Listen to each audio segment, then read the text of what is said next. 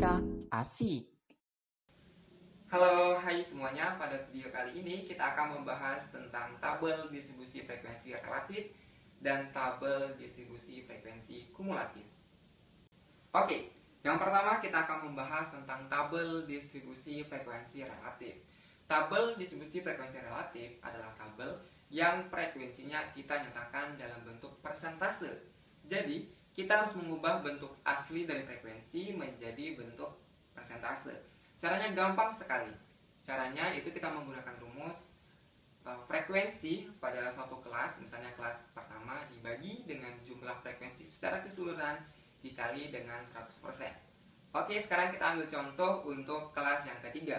Kita akan menentukan berapa sih frekuensi relatif dari kelas yang ketiga. Kita lihat di kelas ketiga mempunyai frekuensi sebanyak 5 dan jumlah frekuensi pada tabel distribusi di samping adalah 25.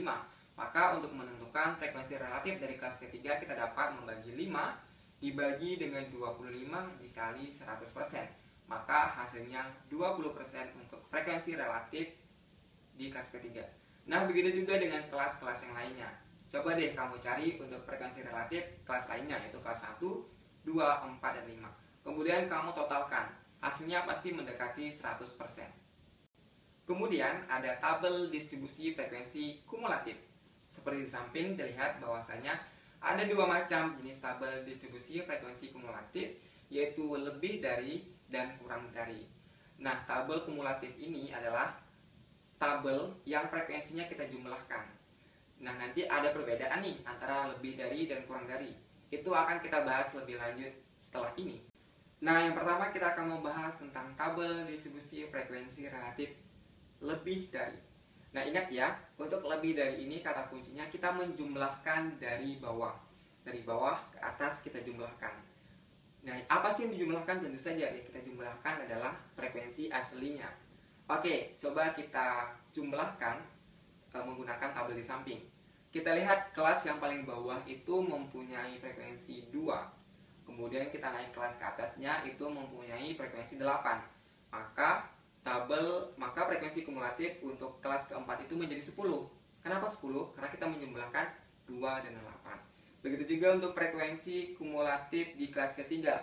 Kenapa 15? Karena kita menjumlahkan 2 tambah 8 tambah 5 menjadi 15. Kemudian kelas ke-2 itu ada 19. Kenapa 19? Karena kita menjumlahkan 2 tambah 8, 10 tambah 5, 15 tambah 4, 19. Kemudian kita jumlahkan dengan kelas pertama frekuensinya 6. Maka frekuensi kumulatif untuk kelas pertama hasilnya adalah 19 ditambah 6, 25. Dan 25 ini tentu saja akan sama hasilnya dengan jumlah frekuensi secara keseluruhan yang ada pada tabel tersebut. Oke, selanjutnya kita akan membahas tabel distribusi frekuensi kumulatif kurang dari. Kalau yang lebih dari tadi kita menjumlahkan dari bawah ke atas. Sedangkan untuk kurang dari kita akan menjumlahkan dari atas ke bawah. Oke, kita dapat lihat untuk tabel di samping bahwasanya di kelas pertama itu ada 6, kemudian kelas kedua ada 4, maka frekuensi kumulatifnya adalah 6 tambah 4 hasilnya 10. Kemudian ditambahkan lagi untuk kelas selanjutnya 6 tambah 4 10 tambah 5 hasilnya 15. Dan begitu seterusnya sampai semua kelas kita jumlahkan. Dan hasil akhirnya harus sama dengan jumlah frekuensi, yaitu 25. Oke, sekian dulu untuk video tentang frekuensi kumulatif. Semoga bermanfaat.